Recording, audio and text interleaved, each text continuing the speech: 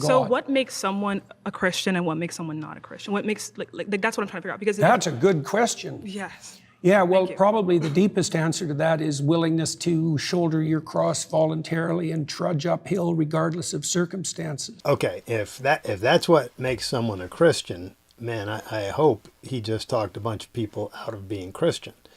You know, grab your cross and trudge uphill and suffer. In effect, that's your life.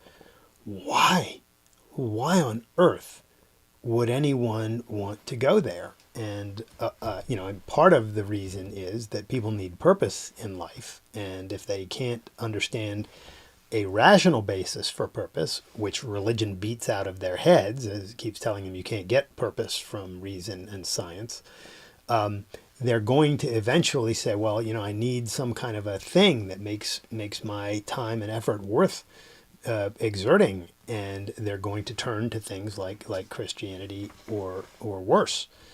This is what jihadists. This is why jihadists turn to jihad. They have no purpose in life. They have no aim in life. They have nowhere to go in life, and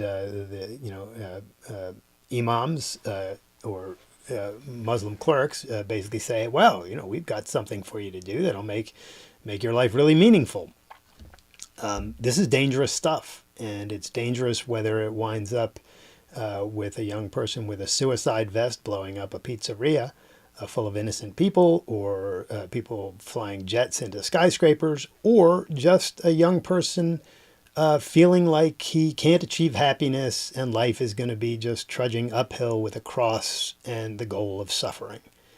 It's all evil, and it's all anti-life. And here we have, you know, Peterson telling the world that this is the way to live. So can we repeat once again what you believe makes someone Christian?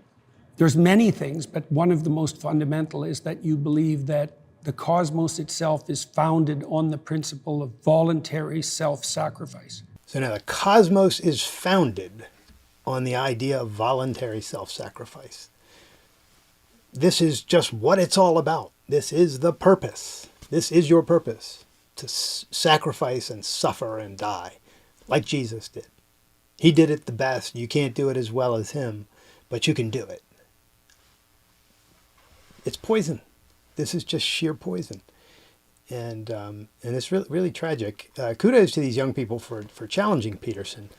I really wish that some of them would look into rational philosophy, rational egoism in particular, and learn more about this. They would save themselves from the suffering that they're probably still facing in trying to transition out of religion, where they've gotten away from this nonsense of getting ideas from the Bible, but many of them still have this idea of sacrifice as a good thing. That altruism is not the equivalent of Christianity or religion. So that's the real hurdle, is getting out of that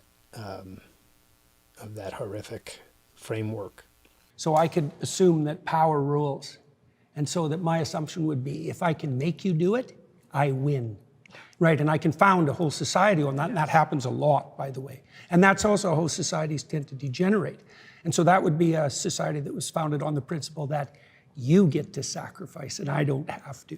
Right, now the contrary to that would be something like, you give up voluntarily and with courage all the things you need to situate yourself properly in relationship to the future and other people. Right. So then there's a harmony. That's why I talked about harmony earlier. So you navigate your life, right, in accordance kind of to this principle of self-sacrifice. Can I say it in that way? Yes, you can definitely say it that way. Why? Why sacrifice? Why not have a morality of non-sacrifice, where we tell young people, hey, don't give up greater values for the sake of lesser values. Get your values in order. Understand what's important and good for your life. Understand that relationships with other people are enormously important. Understand the ways in which you have to judge and treat other people in order to have good relationships and to live in a free, harmonious society, and act that way. Nobody needs to give up anything. Nobody needs to sacrifice anything or sacrifice other people. We could just live fully as human beings. That's where we need to go, world. And it would be really nice if the top intellectuals could say so.